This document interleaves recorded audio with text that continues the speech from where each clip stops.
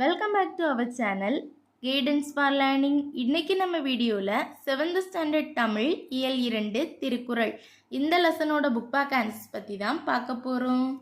வாய்மை எனப்படுவது dash. Answer option ஆ, தீங்கு தராத சொற்களை பேசுதல். தென் செகண்ட் ஒன், டேஷ் செல்வம் சான்றோர்களால் ஆராயப்படும். ஆன்சர் பொறாமை உள்ளவன்.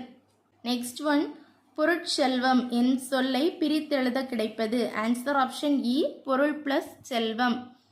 யாதெனின் எனும் சொல்லை பிரித்தெழுத கிடைப்பது. ஆன்சர் ஆப்ஷன் இ, யாது பிளஸ் எனின்.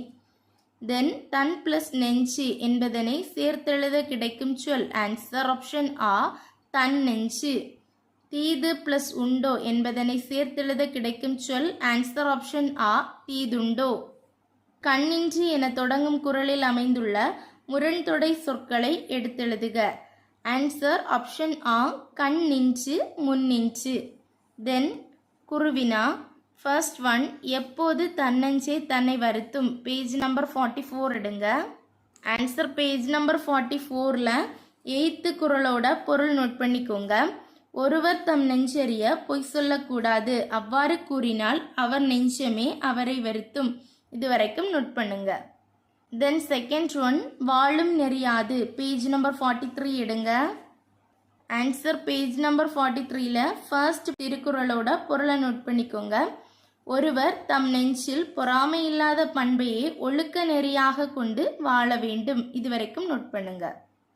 தென் தேர்ட் ஒன், உலகத்தார் உள்ளங்களில் எல்லாம் இருப்பவன் யார். பேஜ் நம்பர் 44 எடுங்க. பேஜ் நம்பர் 44ல் 9th திருக்குறளோட பொருளை நோட் பண்ணிக்கோங்க. உள்ளத்தில் பொய் இல்லாமல் வாழ்பவர் உலகத்தார் உள்ளங்களில் எல்லாம் இருப்பவர் ஆவர். இது வரைக்கும் நோட் பண்ணுங்க. தென் சொற்பொருள் பின்வரும் நிலையணி எவ்வாறு வரும். பேஜ் நம்பர் 45 எடுங்க. பேஜ் நம்பர் 45ல் சொற்பொருள் பின்வரும் நிலையணின்னு ஒரு பாக்ஸில் கொடுத்துருக்காங்க. அந்த பாக்ஸில் first paragraph first line start பண்ணி நோட் பண்ணுங்க.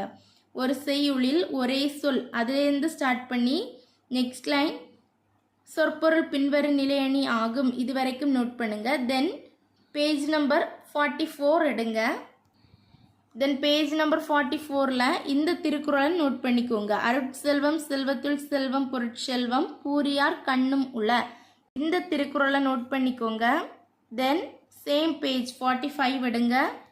பேஜ் நம்பர் 45ல் நெக்ஸ்ட் அந்த திருக்குறளை எழுதிட்டு இந்த பாயிண்டை எழுதிக்கோங்க. செல்வம் எனும் சொல் ஒரே பொருளில் மீண்டும் மீண்டும் வந்துள்ளது, எனவே இக்குறளில் உள்ளது சொற்பொருள் பின்வரும் நிலையணி ஆகும். இது வரைக்கும் எழுதி முடியுங்க. ஃபர்ஸ்ட் இந்த பாயிண்ட் எழுதுங்க. தென் திருக்குறள் எழுதிட்டு இந்த பாயிண்டை எழுதுங்க. தென் பின்வரும் பத்திக்கு பொருத்தமான திருக்குறளை தேர்ந்தெடு.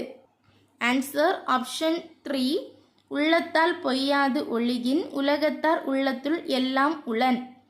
இந்த வீடியோ உங்களுக்கு யூஸ்ஃபுல்லாக இருந்தால் நம்ம சேனலை மறக்காமல் சப்ஸ்கிரைப் பண்ணுங்கள். வேறு எந்த லெசன்லேருந்து புக் பேக் ஆன்சர் பண்ணாலும் கமெண்ட் பண்ணுங்கள். தேங்க்ஸ் ஃபார் வாட்சிங்.